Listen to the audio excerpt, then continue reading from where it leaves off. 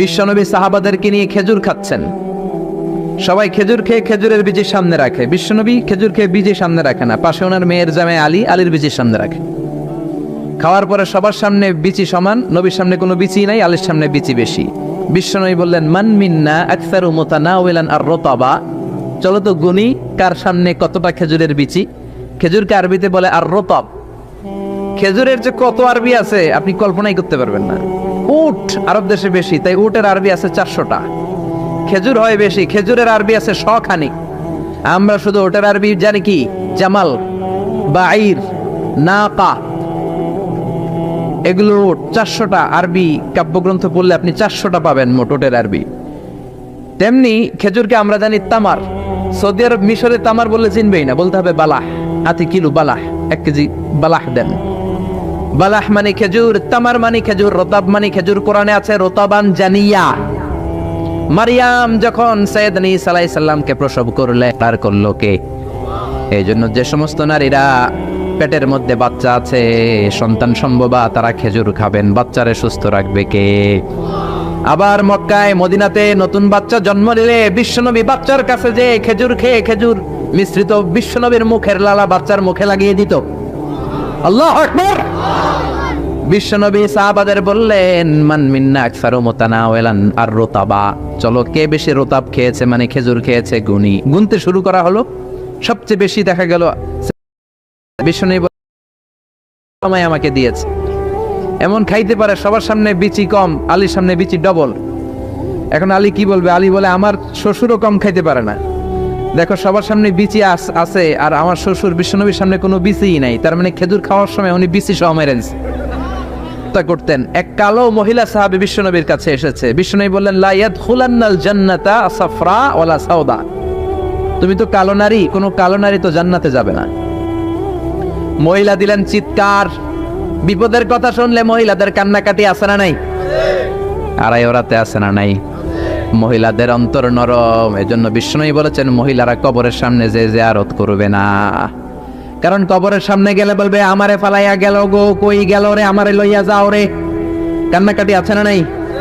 গড়াগড়ি খায়, নিজের জামা নিজে ছিঁড়ে ফেলে, নিজের গালে নিজে থাপ্পড় মারে, এরকম নারী আছে না নাই? এজন্য মহিলারা ঘর থেকে দোয়া করবে, পুরুষেরা কবরস্থানে ঢুকে কবরের সামনে দাঁড়িয়ে দোয়া করবে। ঠিক কি না? বিশ্বনবী বললেন, লা ইয়াদখুলুল জান্নাত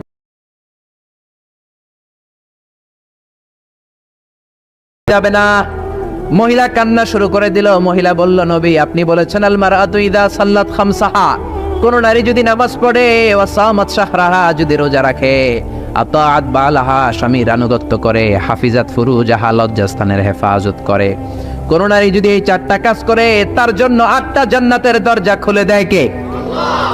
ও নবী, আমি তো 4টাই করি, কালো হওয়ার কারণে কি আমি জান্নাতে যাব না? এটা কেমন কথা? বিশ্বনবী বললেন, কেদো না, তুমি যখন জান্নাতে যাবা এরকম কালো থাকবা নাকি? তুমি তো পূর্ণিমার চাঁদের মতো হয়ে জান্নাতে ঢুকবা। তুমি যখন জান্নাতে ঢুকবে তোমার ঐশ্বরিয়া রায়ের মতো সুন্দরী করে দিবে কে? তুমি বিশ্ব সুন্দরী হবা, তখন কি তুমি কালো থাকবা? মহিলা আবার খুশি হয়ে গেল, কারণ সুবহানাল্লাহ। তাহলে বিশ্বনবীর বিনোদন, সুস্থ বিনোদন, চিল্লায় বলেন ঠিক কিনা? আবার বিশ্বনবী বলতেন, উতিতু খামসান লাম ইয়াতাহুন্না নাবিয়্যুন ক্বাবলি, এমন 5টা জিনিস রব্বুল আলামিন আমাকে দিয়েছে, আমার আগে কোন নবীকে আল্লাহ এই 5টা জিনিস দেয় নাই। সুবহানাল্লাহ। 1 নম্বরে নুসিরতু বির-রু'বি মাসিরাতা শাহর, ভয় দিয়ে আল্লাহ আমারে সাহায্য করেছে। আমার ডানে বায়ে সামনে পেছনে 1 মাসের রাস্তার মধ্যে যদি কোনো কাফেরের আন্ডা বাচ্চা থাকে, আমার ভয়ে তাদের অন্তরে ধুকধুকানি বাড়ায় দেয় কে? নবী যেখানে অবস্থান করতেন তার ডানে বায়ে সামনে পেছনে 1 মাসের এরিয়ার মধ্যে যদি কোনো কাফির থাকতো, মুশরিক থাকতো, বিষ্ণবীর ভয়ে ঘুমের মধ্যে লাফ দিয়ে উঠতো। আল্লাহু আকবার। 2 নম্বরে বিশ্বনবী বললেন, জুইলাত লিয়াল আরদু কুল্লুহা মাসজিদান ওয়া তাহুরা, আমার জন্য আল্লাহ গোটা বিশ্বটাকে মসজিদ বানিয়ে দিয়েছে। গোটা বিশ্বটা মসজিদ। মসজিদ মানে মাকানুস সুজুদ, সিজদার জায়গা, যেখানে সিজদা দেন কবুল করবে কে? নূহ আলাইহিস সালামের জামানায় যে কোনো জায়গায় নামাজ পড়লে কবুল হতো না, মসজিদে যেয়ে পড়া লাগতো।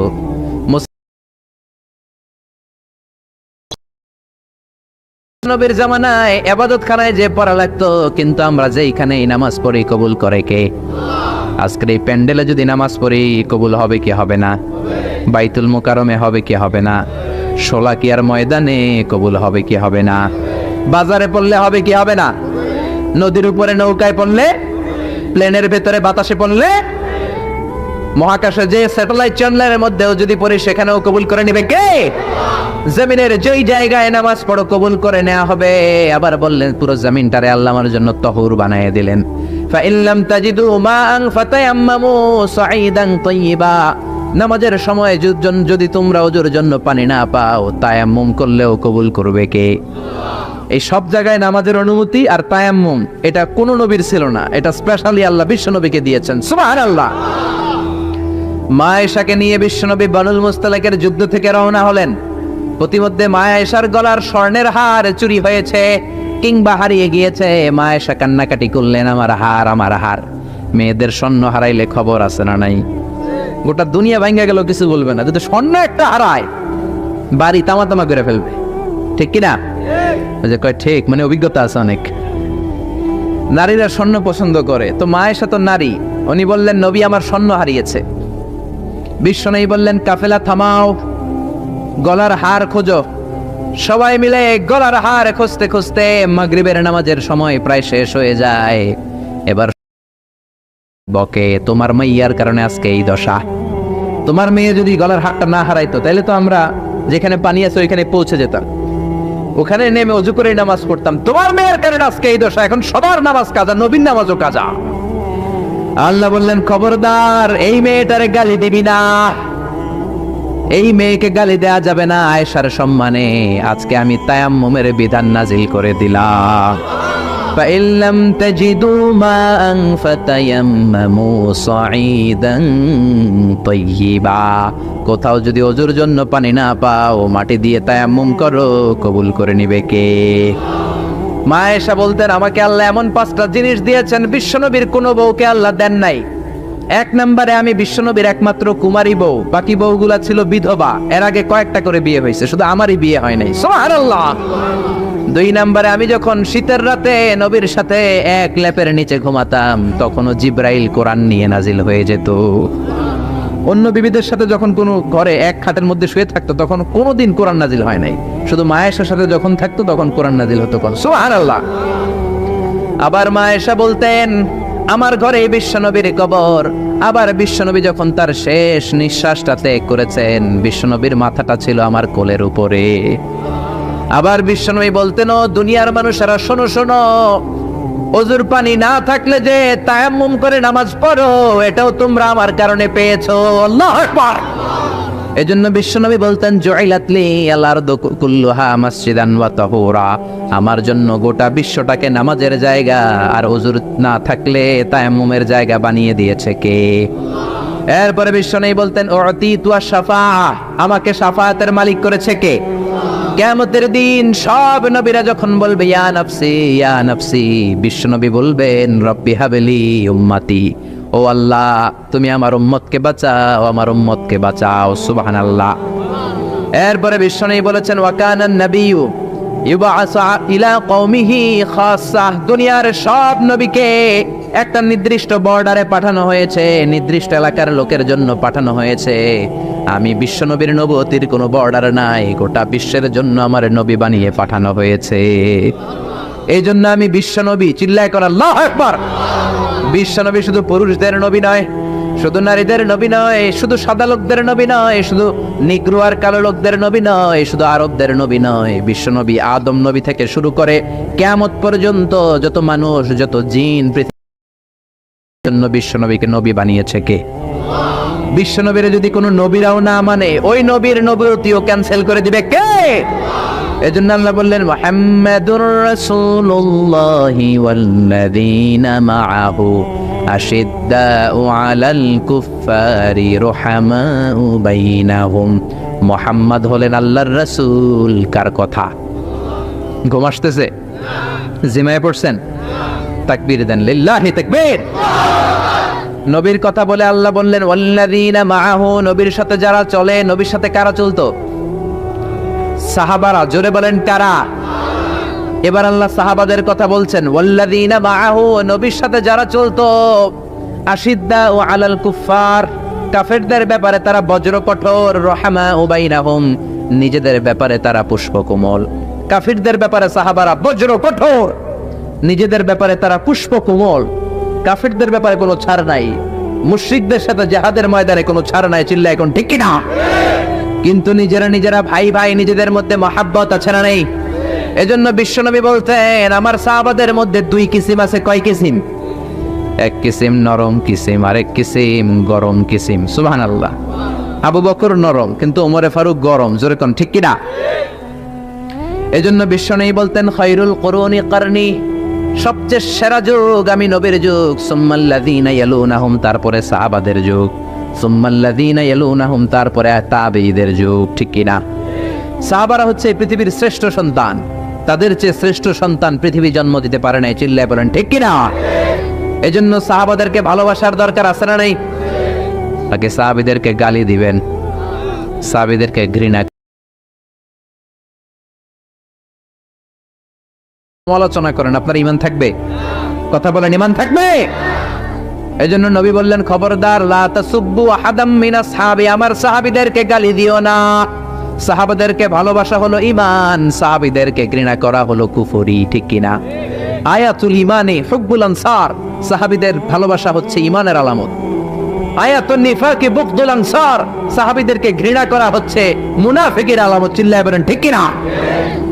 এজন্য বিশ্বনবী বলতেন আমার সাহাবারা এক একটা সুপারস্টার। আমরা বলি Mashrafe bin Mortaza superstar, Salman Khan superstar, Hrithik Roshan superstar, Aamir Khan superstar, Donald Trump superstar, Shakib Al Hasan superstar. বলি না আমরা? আমাদের সুপারস্টার হচ্ছে সেলিব্রিটিরা। বিশ্বনবী বলেছেন নো, আসহাবি কান নুজুম, মাই কম্প্যানিয়নস আর দ্য সুপারস্টার। আমার সাথীরা, আমার সাহাবারা সুপারস্টার। এই সুপারস্টারদেরকে মডেল বানাতে হবে। হলিউড বলিউডের নায়ক নায়িকার আমাদের মডেল নয়, আমাদের মডেল হলো সাহাবারা। কারা? আরো জোরে বলেন কারা? সাহাবারা আমাদের মডেল। এজন্য বিশ্বনবী বলতেন আরহামু উম্মতি বি উম্মতি আবু বকর, আমার সাহাবাদের মধ্যে সবচেয়ে নরম হৃদয়ের সাহাবা হলো আবু বকর। এক হাদিসে বিশ্বনবী ৮ জন সাহাবীর ৮টা গুণের কথা বললেন। জোরে বলেন কয়টা? ৮ জন সাহাবীর ৮টা গুণের কথা বললেন। তিরমিজির বর্ণনা, হাদিসটা সহিহ, সিলসিলাতুল হাদিস সাহিহার ভেতরেও এসেছে। বিশ্বনবী বললেন, খেয়াল করে বুঝবেন, আরহামু উম্মতি বি উম্মতি আবু বকর, এই উম্মতের মধ্যে সবচেয়ে নরম হৃদয়ের সাহাবী হলো আবু বকর। ২ নম্বরে বললেন ওয়াশাদ্দুহুম ফি আমরিল্লাহি উমর, কিন্তু আল্লাহর দ্বীনের ব্যাপারে সবচেয়ে কঠোর হলো, জোরে বলেন কঠোর হলো। ৩ নম্বরে বললেন ওয়া আসদাকুহুম হায়ান উসমান, সবচাইতে লজ্জাশীল সাহাবী হলো আমার উসমান। ৪ নম্বরে বললেন ওয়াকদাহুম আলী, বিচারের রায় সবচেয়ে ভালো দিতে পারতো আমার মেয়ের জামাই আলী। ৫ নম্বরে বিশ্বনবী বলেছেন ওয়া আকরাহুম লিকিতাবিল্লাহি উবাই ইবনে কাব, আল্লাহর এই কোরআনটা সবচাইতে সুন্দর করে যে সাহাবী পড়তে পারতো তার নাম হচ্ছে উবাই ইবনে কাব। আল্লাহু আকবার। ওয়া আ'লামুহুম বিল হালাল ওয়াল হারাম মুআয ইবনে জাবাল, হালাল হারামের ব্যাপারে সবচেয়ে বড় স্পেশালিস্ট সাহাবী ছিল মুআয ইবনে জাবাল। কোন সুবহানাল্লাহ। এরপরে বিশ্বনবী বললেন ওয়া আফরাদুহুম যায়েদ, ফারায়েজের হিসাব জানে যায়েদ।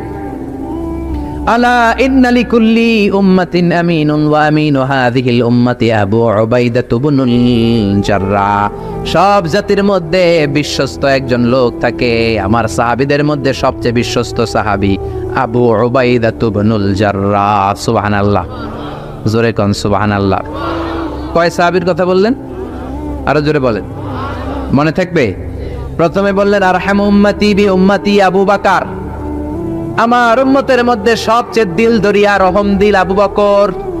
এত নরম হৃদয়ের সাহাবা পুরো সাহাবী গোষ্ঠীর মধ্যে কেউ ছিল? বিশ্বনবীর হিজরতের সাথী, বিশ্বনবীকে সঙ্গ দিয়েছেন, ভালোবেসেছেন। বিশ্বনবী একদিন আবু বকরকে বললেন আবু বকর, হয়তো মক্কায় টিকা যাবে না, আমাদেরকে মদিনায় হিজরত করতে হবে। যেই দিন এই ইঙ্গিতটা বিশ্বনবী আবু বকরকে দিয়েছেন, ওই দিন থেকেই সাইয়েদনা আবু বকর হিজরতের জন্য রেডি। সুবহানাল্লাহ। যেদিন হিজরত করবেন, সাহাবীদের চোখ ফাঁকি দিয়ে বিশ্বনবী আবু বকরের ঘরে গেলেন। ডাক দিলেন, আসসালামু আলাইকা ইয়া আবু বকর। আবু বকর ঘরে আছো কিনা? ডাক দিতে দেরি, ব্যাগ নিয়ে আবু বকরের বের হতে দেরি হয় না। আল্লাহু আকবার।